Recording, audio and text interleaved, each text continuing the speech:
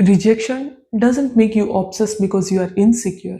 It makes you obsessed because your nervous system thinks something important was taken away. And the moment you understand that, a lot of shame can finally fall apart. If you have ever told yourself, why am I thinking about this person so much? Why can't I just let it go? What is wrong with me? Nothing is wrong with you. This isn't about weakness, it's about how the brain reacts when connection suddenly becomes uncertain. Rejection doesn't create desire, it creates threat. Your mind isn't chasing the person, it's trying to restore a sense of safety that got disrupted. And once you see that, obsession starts to make sense. When rejection happens, the brain doesn't process it like a normal disappointment. It processes it like a instability. Something felt available, then it wasn't. Something felt warm, then it went quiet. And the brain hates unfinished patterns. Not because it's dramatic, but because uncertainty signals danger. Dopamine doesn't spike because you want them more. It spikes because the outcome is unclear. Uncertainty keeps the brain alert. Alert turns into scanning. Scanning turns into replaying. You reread messages. You replay conversation. You imagine what you should have said differently or what you could have done differently.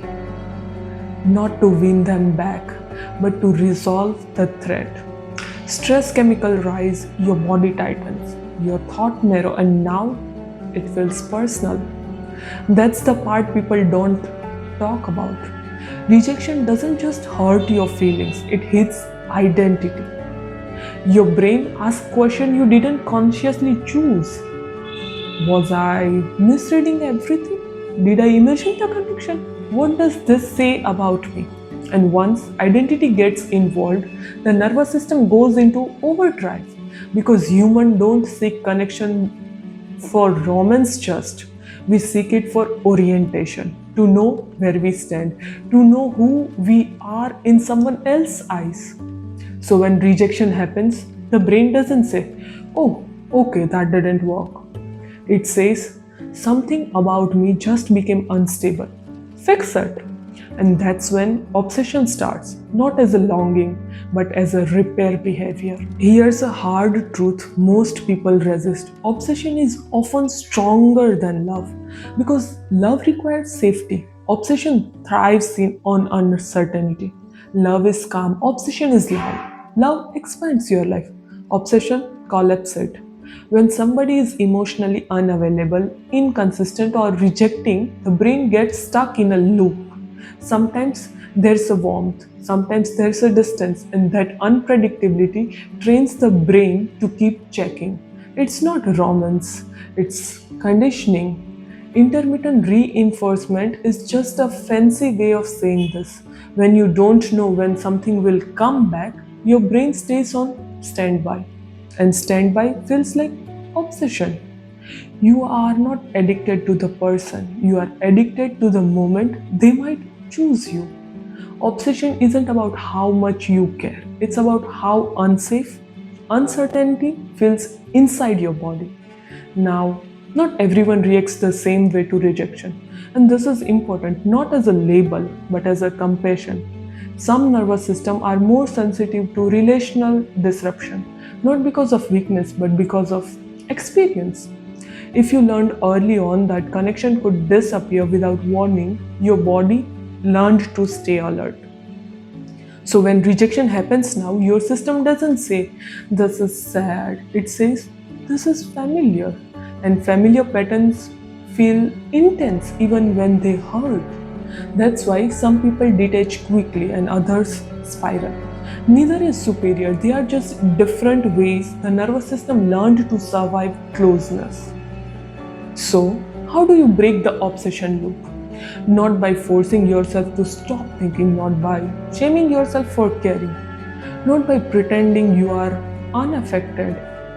You break it by calming the nervous system that thinks something is still unresolved. Because the truth is, your brain is searching for safety. not closure from another person. The obsession softens when your body stops bracing. That means grounding back into your own continuity. Small, unglamorous things. Eating regularly, sleeping enough to reduce emotional amplification, moving your body to discharge stress, not as a self improvement, as a nervous system hygiene. It also means naming what's actually happening. Not I miss them so much, but my system doesn't like the sudden disconnection. That reframe alone lowers intensity. And here's something subtle but powerful. Stop asking, how do I get over them? And start asking, what part of me is still bracing for something? Because obsession shrinks when safety expands elsewhere, not overnight, but gradually. Here's the final thought I want you to take away with. Rejection didn't expose your weakness, it revealed where your nervous system learned to hold the tension. You are not obsessive because you lack self respect. You are obsessive because your body learned to monitor loss closely. And that can be unlearned gently, slowly, without force. So here's the reflection I want you to sit with. If your obsession isn't about them, what is your nervous system still trying to protect? If this put words to something you have lived, not just understood, stay here.